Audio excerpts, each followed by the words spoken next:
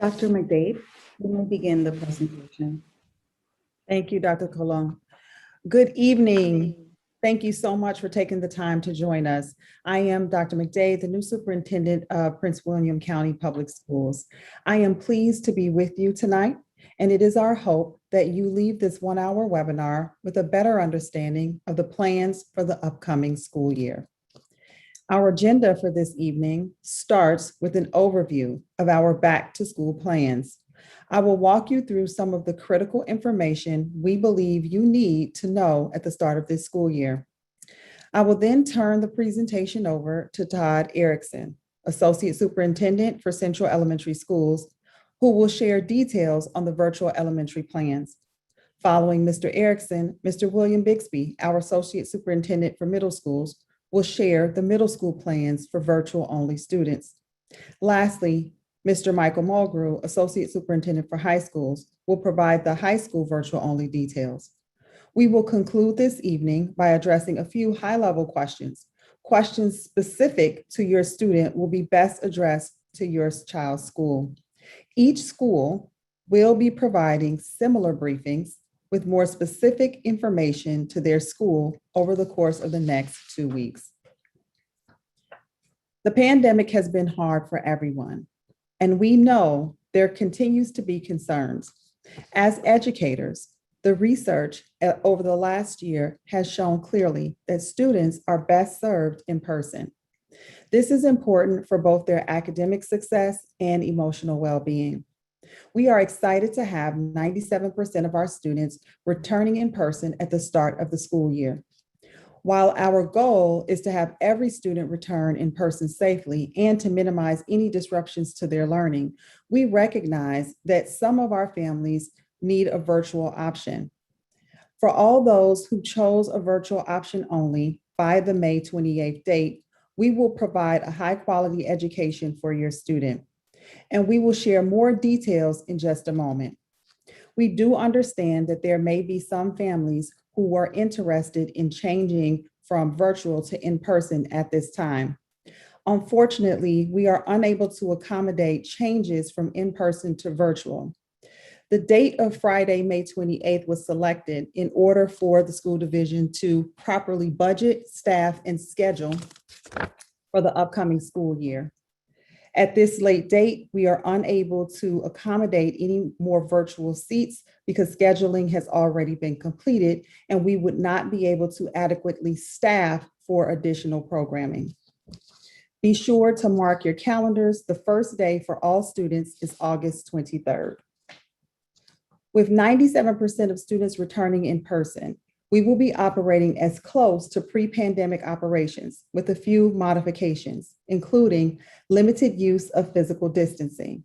COVID-19 vaccines are not required for the start of the school year. However, be sure to make note of other vaccine requirements. A complete list can be found on our website. Due to the limited ability to physical distance and the continued health concerns of COVID-19 from health experts, we will be implementing indoor masking when students are present in most cases. Masking has a number of benefits, including maintaining a mitigation layer when physical distancing is not possible. A significant benefit to masking is that the CDC does not consider students close contacts if wearing masks. This will minimize quarantines that disrupt their learning. Additionally, masking for now will allow students of all ages to receive the vaccine that we are hopeful will be ready this fall. Masking also will hopefully reduce potential staff illnesses or quarantine, meaning the teacher can stay in your child's classroom for those in person. We know that masking isn't fun, and I heard personally from all sides of this issue. It is my hope we can work together as a community to the benefit of all and ensure the safest environment for everyone until we move to a situation where we can no longer require the masks. We have strived for a common sense approach to when masks are required and have made some exceptions. Let's review the chart. This chart outlines the requirements for masks. When indoors with students present, Fully vaccinated and unvaccinated staff, students, and visitors must wear a mask. There is an exception for this for vaccinated teachers when a mask is inhibiting language instruction, especially with younger learners, English learners, and speech language services. Per federal requirements, everyone must wear a mask on school buses. When eating, masks are not required, but are encouraged to be placed back on as soon as possible. Outdoors, including PE, recess, athletics, and bus stops, masks are not required. The physical distancing at recess when not wearing masks will be encouraged to prevent potential quarantines of large numbers of students. Indoors, for athletics, masks will not be required for those vaccinated, but will be recommended for those unvaccinated. Indoors, as singing has been shown to be a source of spread, masks will be required for chorus. Indoors, for band, woodwind, and brass instruments, masks won't be required, but instrument coverings will be used as needed.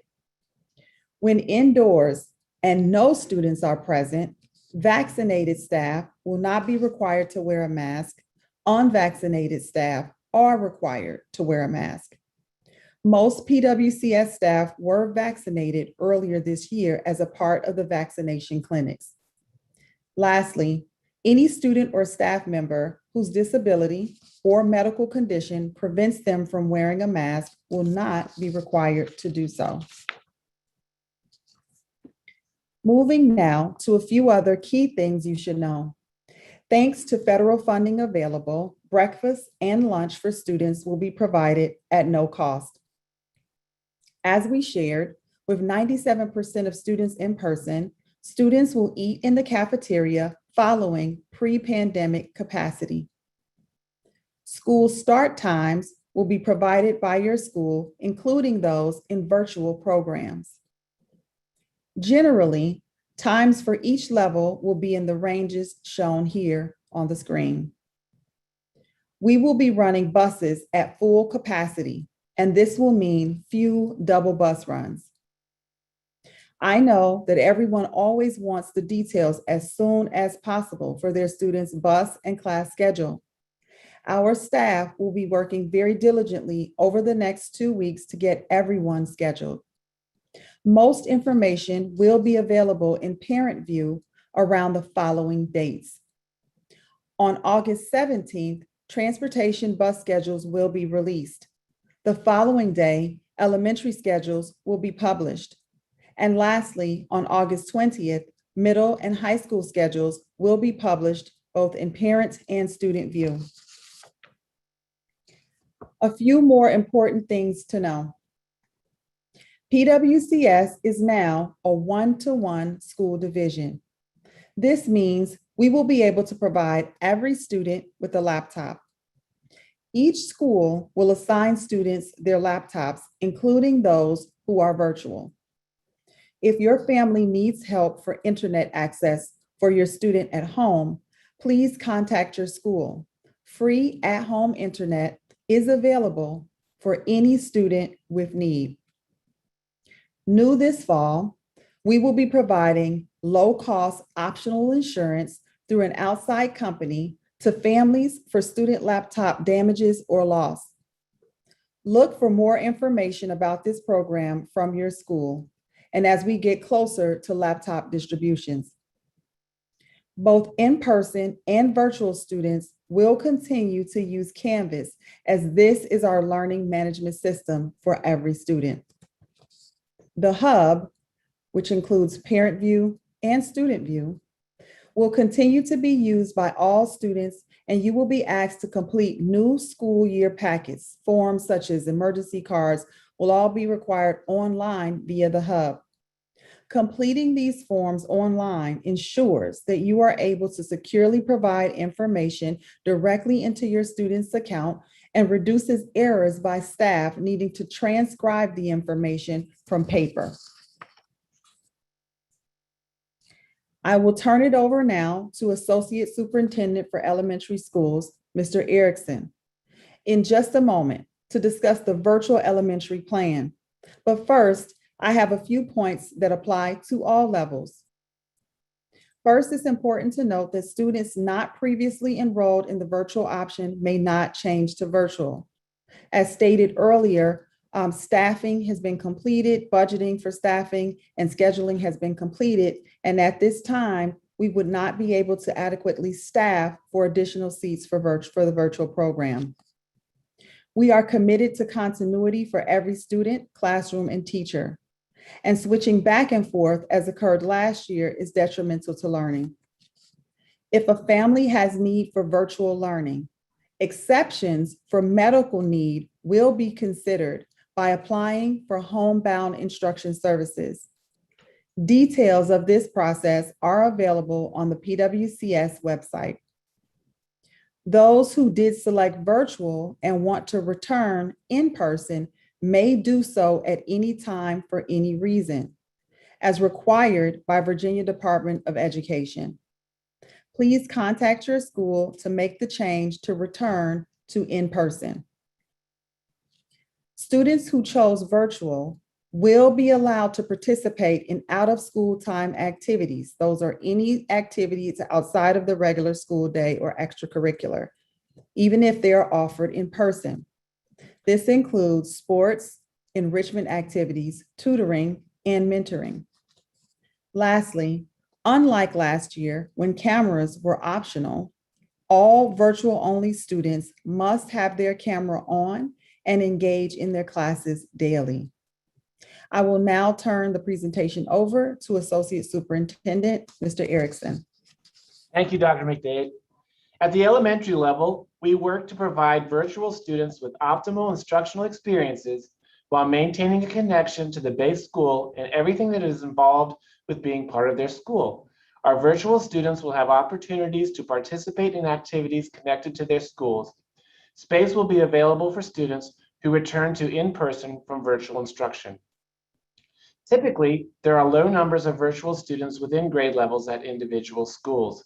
In order to create all virtual classes, we have grouped students from several schools to form all virtual classes by grade levels in a virtual academy model. Our students will be dually enrolled with their base school and with the Virtual Learning Academy as a program. Class sizes will be within our PWCS requirements. Our all virtual classes will be led by veteran teachers with extensive training and experience with virtual instruction, contracted through proximity learning. While not your base school teachers, the proximity teachers are leaders in the field that have been providing virtual instruction for school divisions since 2009. Proximity has worked with over 100 school divisions, and we are pleased to incorporate their expertise with virtual learning. Our virtual teachers with proximity will be following PWCS curriculum and pacing. Our intent is for them to partner with school-based grade levels to be part of the planning with them. In addition, proximity will collaborate with PWCS teachers for grades, report cards, and parent-teacher conferences. All of our virtual classes will follow the same master schedule similar to an in-person instruction. Our virtual students will participate in grade level assessments throughout the school year. We have signed Ms. Kimberly Worley, who is principal of the upcoming Rosemont Lewis Elementary, and Donna Kirby, former principal of Victory Elementary, to oversee our Virtual Learning Academy. Ms. Worley and Ms. Kirby will report to Dr. Jocelyn Hart, Associate Superintendent for Western Elementary Schools. Continuing with aspects of the instructional program, our virtual students will receive encore instruction, PE, art, and music, with proximity teachers who specialize in those areas. Counseling services will be provided through base schools. Regarding our students who receive special education services, individualized education programs, IEP teams, will meet.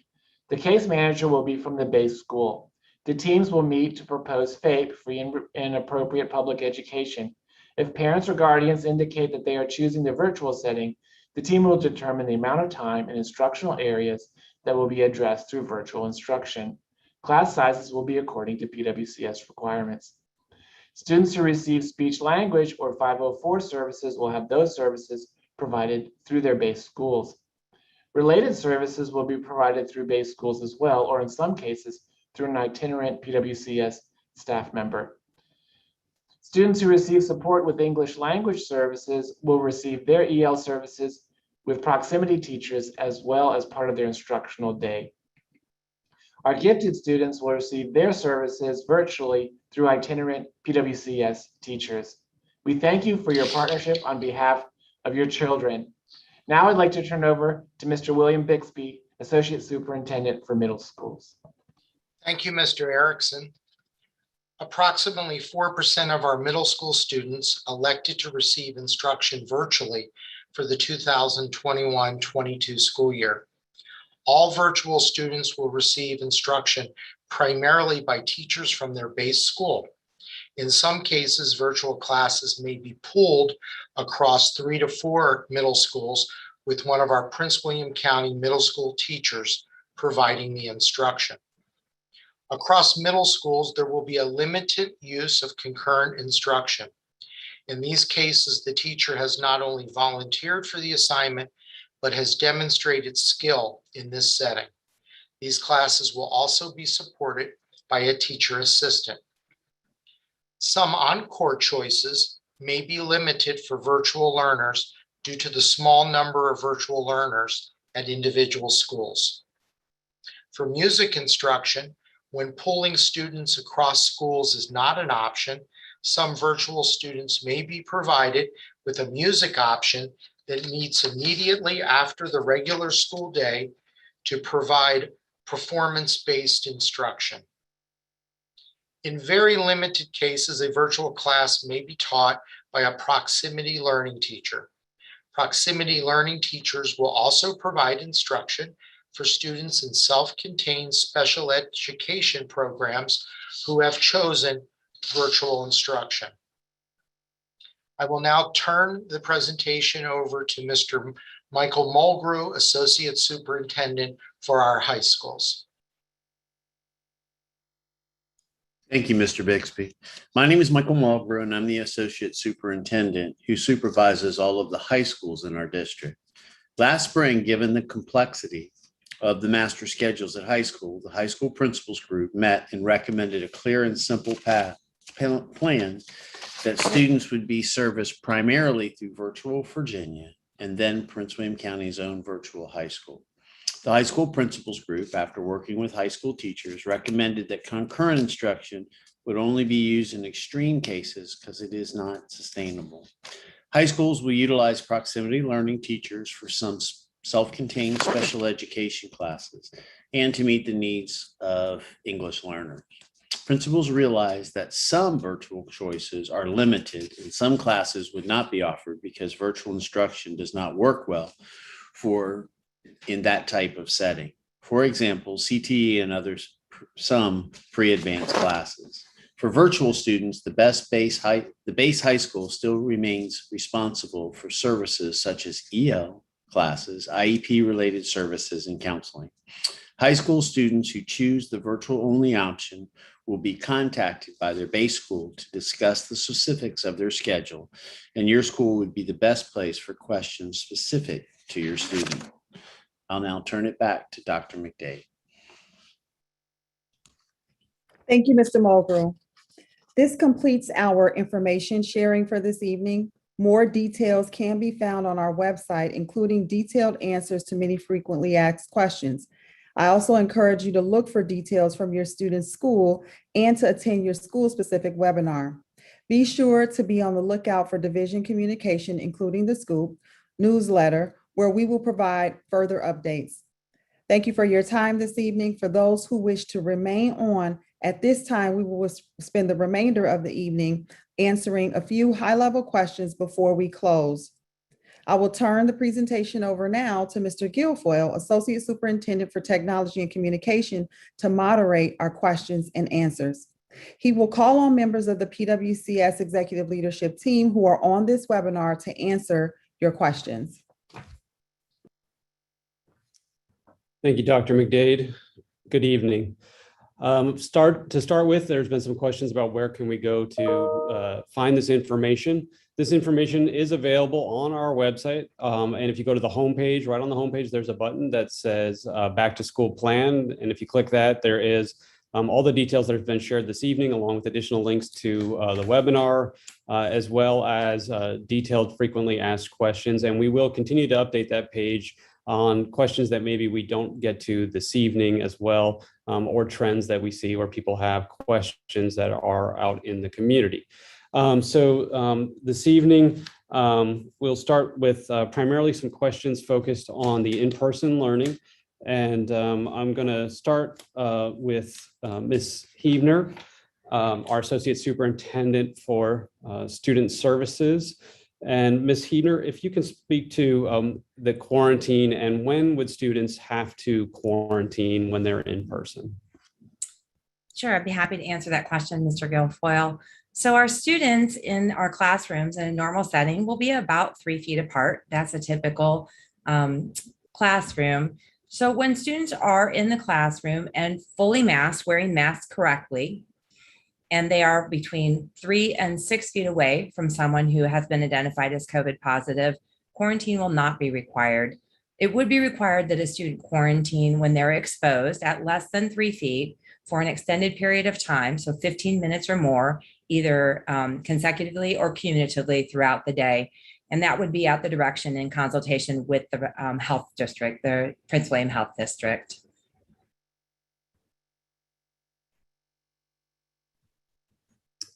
Ms. Heavner, another question, and it's related to vaccinations. Can you speak to whether or not the COVID vaccine is required for children and what other vaccinations are required for students attending in person? Sure, we do not require the COVID vaccine. We do recommend that vaccination be part of your child's healthcare routine. If you visit our webpage on the student services or type in the search on our Prince William County Schools webpage, immunizations, it will take you to a comprehensive list of all the vaccinations that are required for all of our students, ages kindergarten through seniors. There are new vaccinations this year, so it is important that you take a look at that. So all those required immunizations are available on our website, but the COVID vaccination is not required.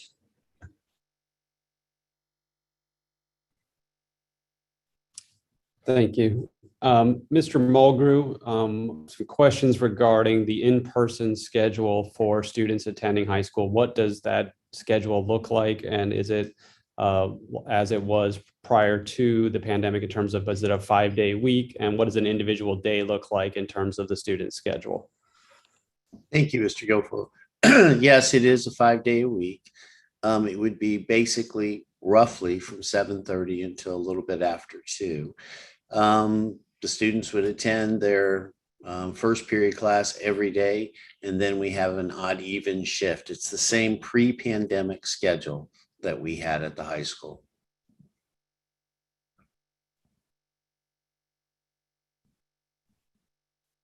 Thank you.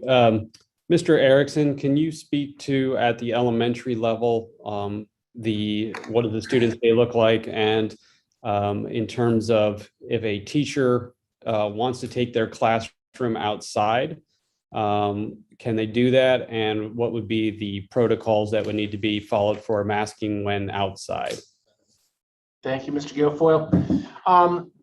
Our instructional day at the elementary level will be very close to what it has been pre-pandemic. Our subjects are what they've normally been, etc.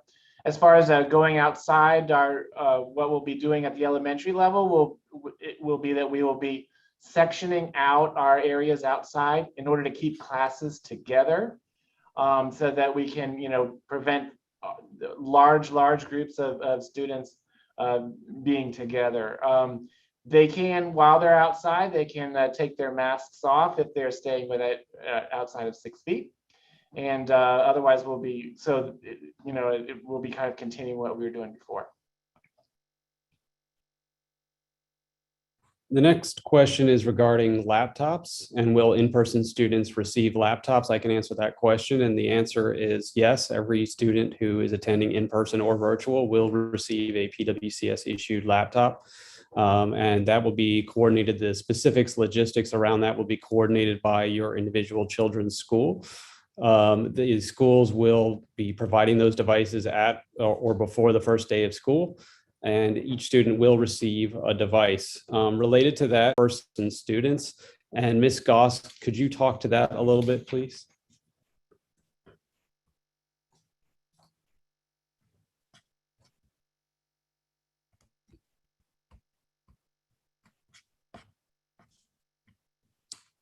I think Ms. Goss may be having some audio difficulties, so I'm going to actually turn that to Mr. Bixby. Can you talk a little bit about Canvas for in-person students and how that's used in the classroom?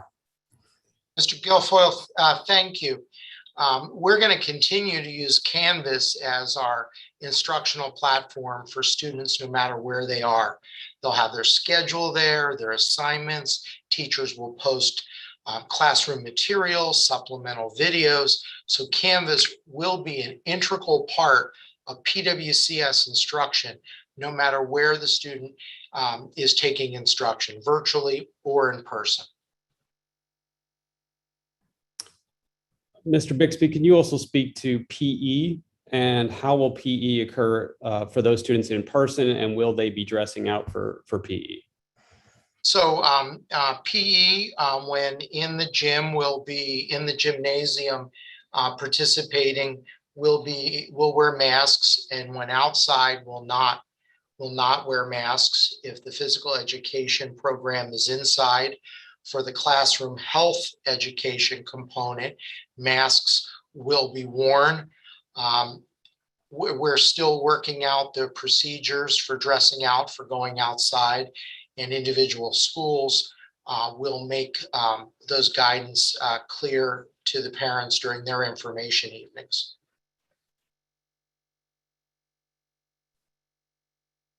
Thank you.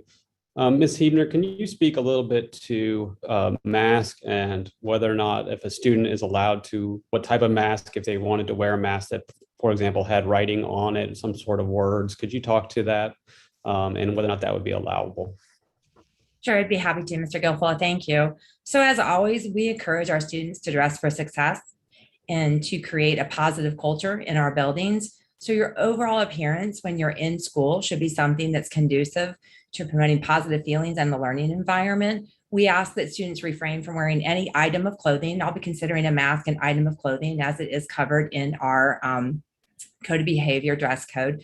We ask that they refrain from something that might cause a disruption to the educational environment, something that contains an offensive or profane marker or symbol or word. And we just want kids to focus on being well. So we don't want to compromise the physical or the emotional health or safety of any of our students. So we will be asking students who have something that's representative of one of those categories that's disruptive to the environment to change to a different mask. I hope that answers your question clearly. Thank you. And Ms. Hebner, we'll stay with you for a moment. We have another question, and that's related to notifications around COVID in a classroom. How will that occur? Will they be notified? And can you just talk to that process a little bit? Sure, absolutely. We recognize that parents are sending us their most important possession, and we always want to be very transparent and clear in our communication. We have a very comprehensive system where we are made aware that there may be a possibility of exposure, and we have a case investigation system that we put into place. So during the case investigation, we gather all of our names of anyone who had potential exposure contact, and then we identify who are truly close contacts. So all of our close contacts, someone who's been identified to be at risk or exposed, will receive notification from the school, from one of the designated contact people. It could be a nurse, it could be an administrator, it could be a school member. But if you are a close contact, you will definitely be notified. Additionally, on some occasions, the health district will also follow up with one of their case investigators just to ensure that you have all the information and the support that you would need. We do also notify of COVID positives in our building, but you can be assured that if you are someone who needs to consider healthcare quarantine, that you will receive direct contact from a Prince William County school staff member.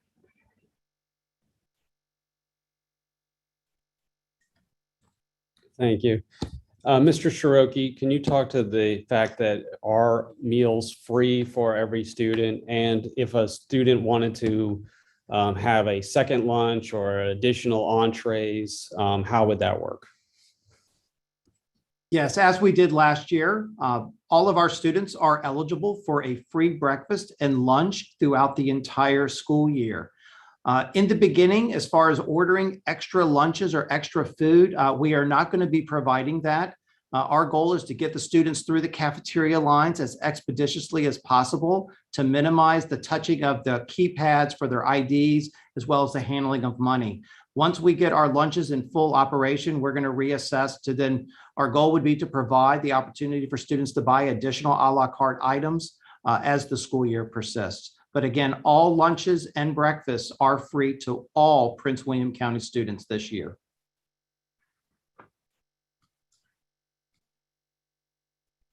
Another question was related back to the computers for students. And again, yes, every student will have a computer. That does not necessarily mean that they will use it all day for instruction. It'll be used as appropriate. And certainly as in the younger grades, you may not use it as much as in the older grades. It'll be dependent on the instruction that's being taught. And every student will be asked to use their PWCS issued device as opposed to bringing their own personal device. And the reason for that is that it's important that we have consistency in the classrooms so that the teacher is spending time on instruction and not time on IT management. When we are providing all the students the same device, we know exactly that the student has the software they need, they have the login credentials they need, and they have access to all the programs they need for instruction. And that the teacher then can consistently deliver that instruction and have support where needed. When individual students bring a multitude of different types of devices with different software and different programs, then teachers end up spending more time becoming IT fixers rather than on instruction. And so that is why we ask that everyone use the PWCS issued device. Turning now to another question for Ms. Huebner, can you talk to at what point would a school potentially have to shut down, or how would we make those determinations in terms of the level of COVID in the community? Sure, I'd be happy to address that, Mr. Guilfoyle. As you all know, we've talked many times throughout the course of the past year. We are in close collaboration with our community partners at the health district. We monitor cases of COVID and possible transmission in our buildings very, very closely. There are multiple factors that we look at. We look at the state of transmission in our community, the burden on hospitals should that become an occurrence. We look at the general health inside of our buildings. I think it's very important to remember that the health of the community does not necessarily reflect the health of what's happening in our school buildings. So we will look on a case-by-case basis and adjust our instruction. It might be in a classroom, it might be a school building, it might be a division-wide decision. We always follow guidance and consult with our health district. Other decisions that are made, obviously at the level of the governor's level or what have you, but it really will depend on the individual health in our buildings. We will look for signs where transmission cannot be contained and make decisions based on that. There's not a certain marker, there's not a certain number. What we've learned over time is we need to really focus on the health and the well-being of the individuals inside our educational institutions before we make decisions.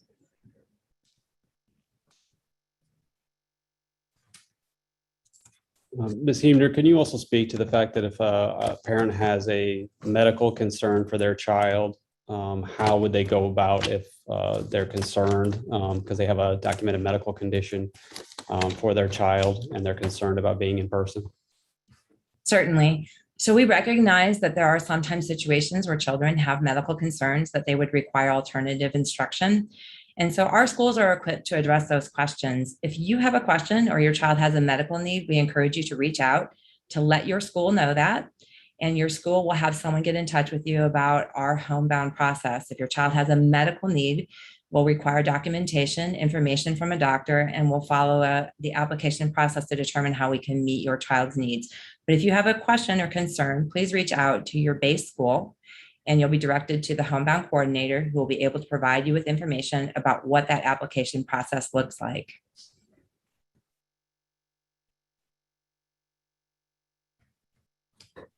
Mr. Strook, can you speak to the availability of hand sanitizers in schools? Yes, I would be happy to discuss that. So we are continuing to have the same levels of hand sanitizer in Washing availability that we've had this past school year. As you've seen, when you enter our schools, there are numerous hand sanitizers, dispensers mounted on our walls, some portable stations. We have plenty of hand sanitizer that's made available for all of our instructional spaces and spaces that are used by our students, patrons, and staffs. And we're going to continue to do that throughout this school year.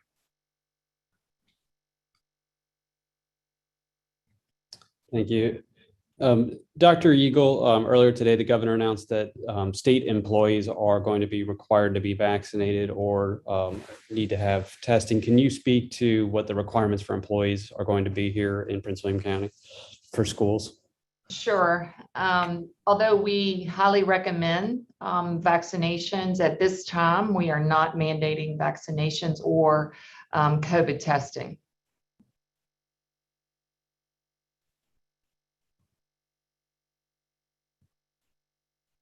Thank you. Ms. Goss, we'll see if your audio is back and working. If you can talk a little bit about athletics and how, what will be the requirements around athletics for the start of the school year? So absolutely. For athletics this year, we will maintain the process that we had last year for all of our students to take the assessment each day around whether those health questions to ensure that everyone is coming to practice or the game's healthy. Our athletes will not be required to wear masks, and we are functioning on our pre-pandemic athletic processes that we were utilizing in the late spring. Ms. Goss, can you also speak to textbooks, and will we have textbooks being used in classrooms? We will have textbooks, and as Mr. Bixby answered previously, we will also continue to use Canvas for the delivery of curriculum to our students, but our students will be utilizing books and textbooks as they would have previously in our schools.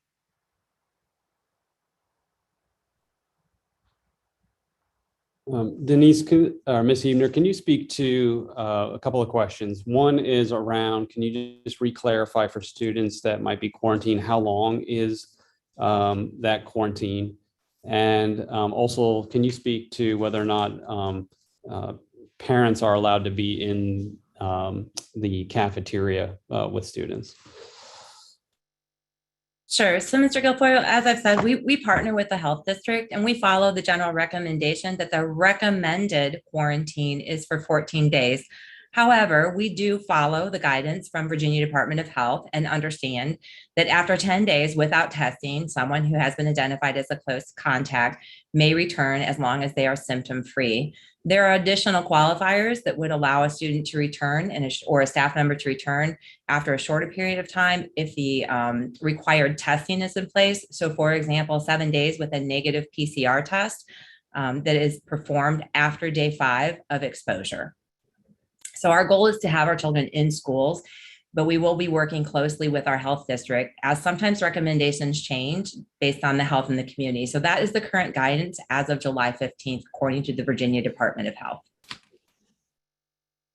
And then as far as, as far as eating in the lunchroom, I believe it is something that our elementary levels, middle school associates and our high school associates are working on. We are trying to limit our visitors in buildings because we recognize that the controlled environment is the safest for our students. So at this time, we are limiting access to the building by visitors, and we would be coming forward with additional information on that determination soon.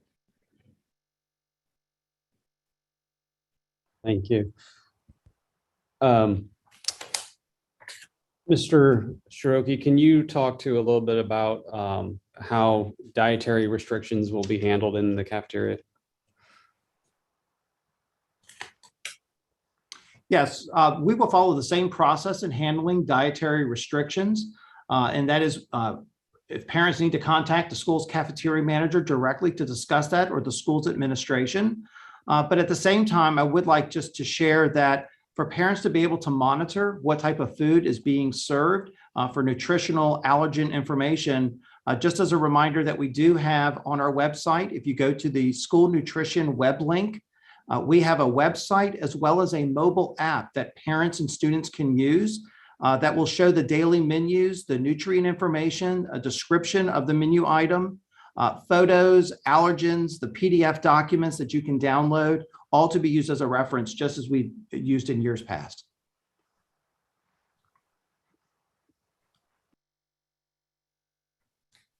Mr. Stroke, can you also speak to specialty bus stops? When will those become available for parents to be able to see?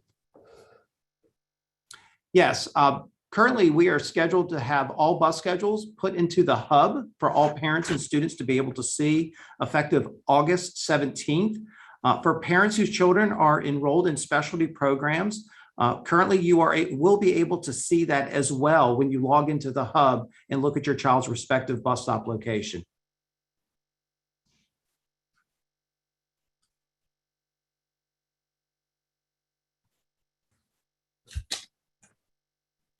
Ms. Goss, can you talk a little bit about in-person and push students who may need to receive various services, whether it's gifted services or other specialized services? And maybe Ms. Ebner, feel free also to help with this answer in terms of will there be push-in services available? Will the students be going out of the classroom for those services?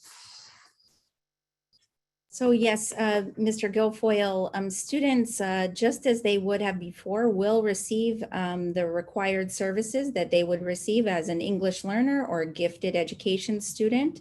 Those services could be both push in or pull out, if you will. It will depend, as it always has, on the student's needs and the service that they are receiving. So if parents have specific questions about the services for English learners or gifted students, they should contact their base school. If they are a virtual academy student for elementary, they would contact the virtual academy, one of the virtual academy principals, as well as they could also reach out to the base school. So thank you, Mr. Guilfoyle, for including me. As you know, I love to say our IEPs are individualized education plans, and therefore our children will have individual service. And so if we have a student that is in a co-taught setting or requires co-teaching or itinerant services in the classroom, our specialists will be in the classroom providing those services. We are also able to provide those services and supports in the virtual environment.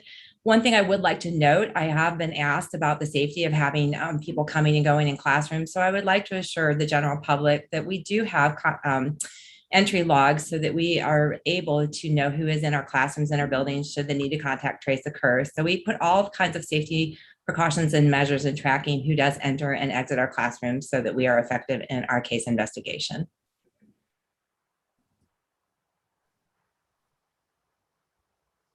Thank you, Ms. Hebner. Can you also, Ms. Hebner, can you speak a little bit about the availability of before and after childcare and how would a parent receive those services? Yes, absolutely. So again, I'm going to refer you to our website. We do have information about our before and after care, which is provided in partnership with AlphaBest. We did receive notification, and AlphaBest has notified families who have registered that at this time they are working very, very hard to staff our before and after school care. So before and after school care will be available based on the ability for AlphaBest to staff and also based on enrollment at each school. It is our intention or our goal to have before and after school care at each of the facilities that now offer it. But I am aware that we are having some, AlphaBest is having some challenges with the staffing, and they're working very hard in order to get those programs staffed and opened. Thank you. Mr. Mulgrew, can you talk to whether or not the high schools will be utilizing block scheduling? Yes, yes, Mr. Guilfoyle. We will be utilizing block scheduling. It is typically it's the 7AB schedule that we had prior to the pandemic. First period lasts about approximately 50 some minutes. And then after that, we'll have 90-minute blocks on with the even classes on one day and then the odd classes on the next day. And that rotates throughout the whole year. Thank you. Ms. Goss, can you clarify, are we going to allow spectators indoors or outdoors at athletic events this fall? At this time, we will be allowing spectators at our athletic events. We are allowing spectators at this time for our athletic events.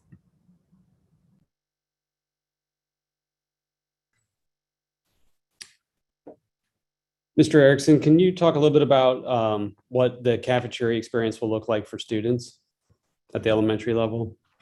Yes, Mr. Guilfoyle, yes, our cafeteria experience will be very similar to it, at least from a capacity standpoint, similar to what it was prior to the pandemic. We're going to be recommending, because students will have to take their masks off in order to eat, we're going to be recommending to schools that they keep seating charts of where the students are, just in case we have a situation where we have to look for close contacts. But basically speaking, a student will come into the cafeteria, be in line like they typically are, and be seated as they typically are. We're going to be restricting movement as much as possible in the cafeteria as well, just to keep students, in their designated spaces.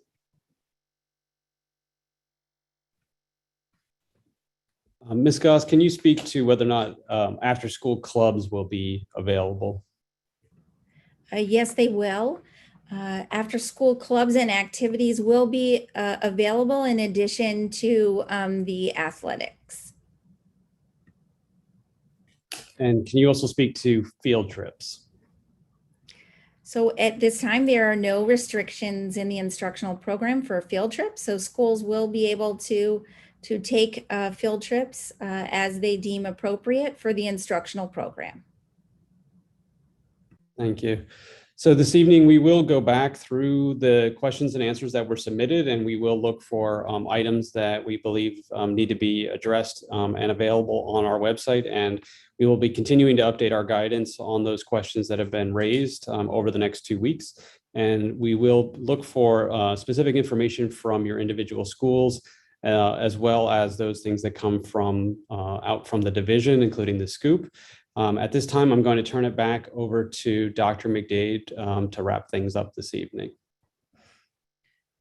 Thank you, Mr. Guilfoyle. Thank you to all of our families that attended the webinar this evening. We thank you for trusting us as your partner in your child's education. And we also thank you for your flexibility as more information continues to become available. We will keep you updated by sharing information via our website, as well as information that will be coming from your respective schools. And please be sure to check the schedule for your school's informational session. And remember that school starts August 23rd. Thank you, and let's work together for a successful school year.